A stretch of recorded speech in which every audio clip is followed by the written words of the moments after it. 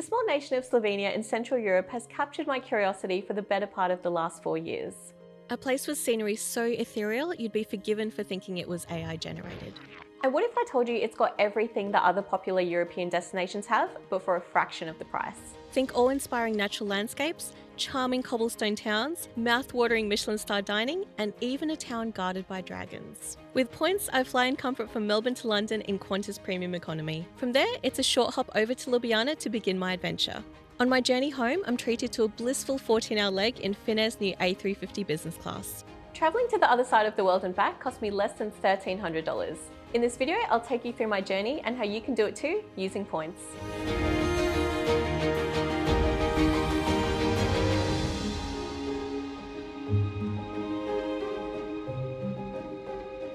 My journey begins in Melbourne on board QF9, Qantas's direct service from Melbourne to London Heathrow via Perth. I've got 23 hours of mostly flying ahead of me, with a quick 90-minute stop in Perth. But thanks to the premium economy ticket I'm clutching, I'm not dreading the long flight one bit. Now, I've flown a lot, but the 17-hour stretch from Perth to London is actually the longest flight I've ever taken. And to be honest, in premium economy, it was pretty good. So the seat doesn't turn into a fully flat bed like in business class, but it had a deep recline, the seats were wider than in economy, and I had a lot of space between me and the seat in front, so it was really easy to get comfortable and get a decent sleep on the flight. Now, this route iteration will cease from July 2024. After that, it will only be leaving from Perth and not coming all the way from Melbourne. However, if you make your way to Perth from the eastern states on a domestic flight, you'll still be able to catch QF9 to Europe, and it will still cost the same amount of points. Once reward seats become available, that is. After transiting through London, it's time for my last flight. So it was a 2-hour flight from London to Ljubljana, which is Slovenia's main airport, and honestly, I slept for most of that time. But I woke up just in time to see us flying over the Julian Alps. I could see all the greenery below me, and there was just all these tiny little towns and just like these little houses dotted amongst the valleys, and it was honestly just so beautiful. It was just a breathtaking welcome into the country. The airport is actually smack bang between Bled and Ljubljana, so I got a quick taxi to Bled to begin my adventure. So I actually came across Slovenia at the start of 2020. It's not one of those usual places that people have on their bucket list, but I was just randomly Googling it and I came across the image of Bled and I just thought, this is beautiful, like I want to go there. But of course this was in 2020 and I'm sure we all remember how that year went. But when I found reward seats to that part of the world, I jumped at the opportunity to tick this place off my bucket list. After a well-needed rest at Hotel Compass, I step out onto my balcony and take a deep breath as the quaint town of Bled unfolds before me.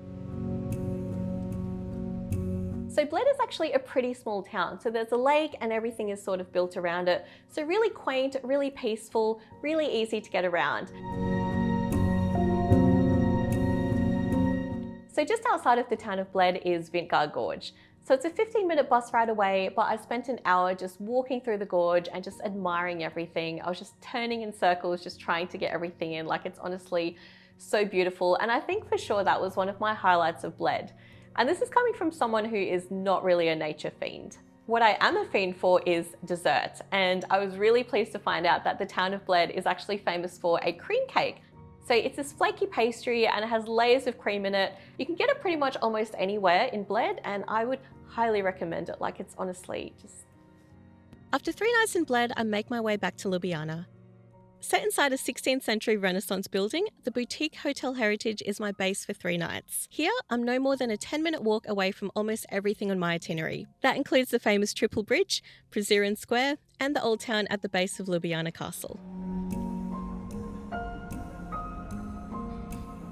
One of the things I really love about Slovenia as well is that it's one of the warmest places I've been to in Europe, and I'm not talking about the weather.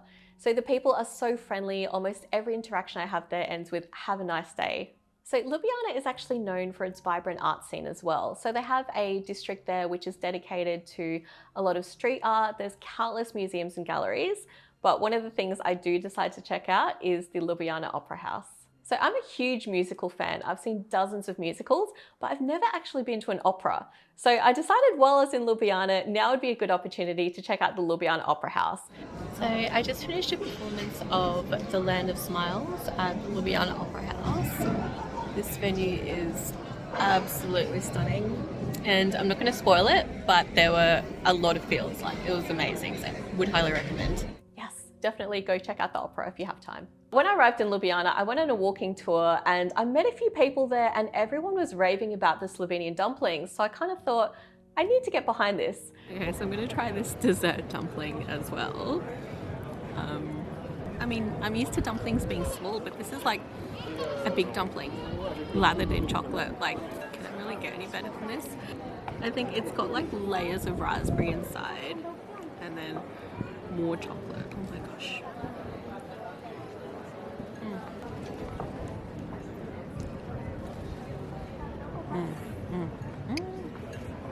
That's really good. That is, oh my gosh. The chocolate here in Slovenia is absolutely amazing. Dessert dumplings need to be a thing, like everywhere. To be honest, I still think about them to this day. I think it's safe to say that Slovenian dumplings have changed my life. Like, I didn't even know they existed. Like, But the food journey didn't end there. So Slovenia actually has a lot of Michelin-star restaurants, and there was a 1 Michelin-star restaurant at the top of Ljubljana Castle overlooking the entire city. So of course I had to visit. So I chose the 7-course meal, and each course was paired with a different type of Slovenian wine. So not a lot of people know this, but Slovenia is actually really famous for its wine regions. Because a lot of the wineries are quite small and boutique, they don't export as much as some other places in Europe, but the quality is outstanding. It was such a gorgeous meal. It was set inside the castle with views over the city, and it was well worth it. after 3 incredible nights, I realised this dinner marks the end of my time in Ljubljana. I'm not ready to leave just yet, but after spending the last few days basking in the beauty of this place, I know one thing's for certain. I'll definitely return.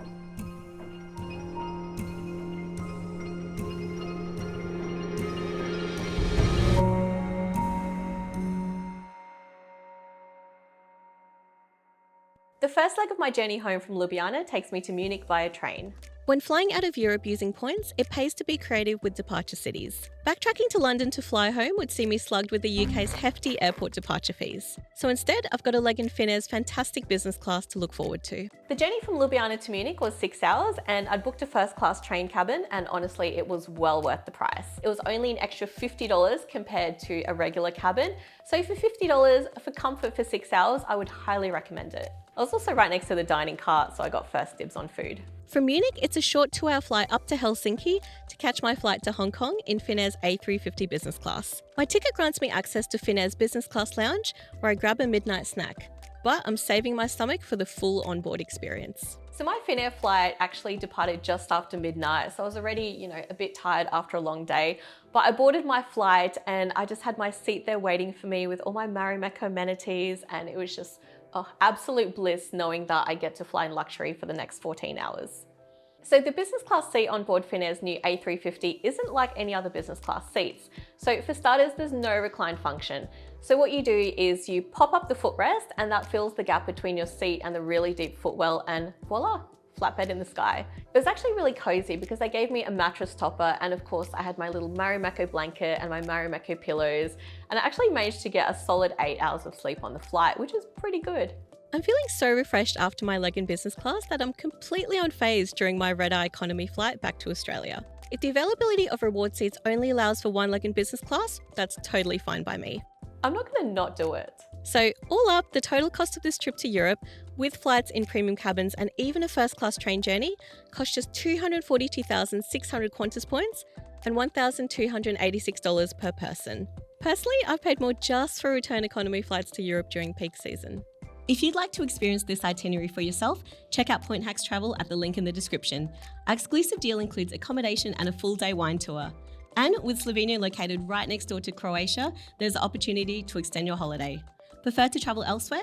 We can even build a custom itinerary for your dream trip. But how do you get all those points to recreate this experience for yourself? Well, there are loads of ways to earn Qantas points without even flying, but my favourite and quickest way is with a points earning credit card.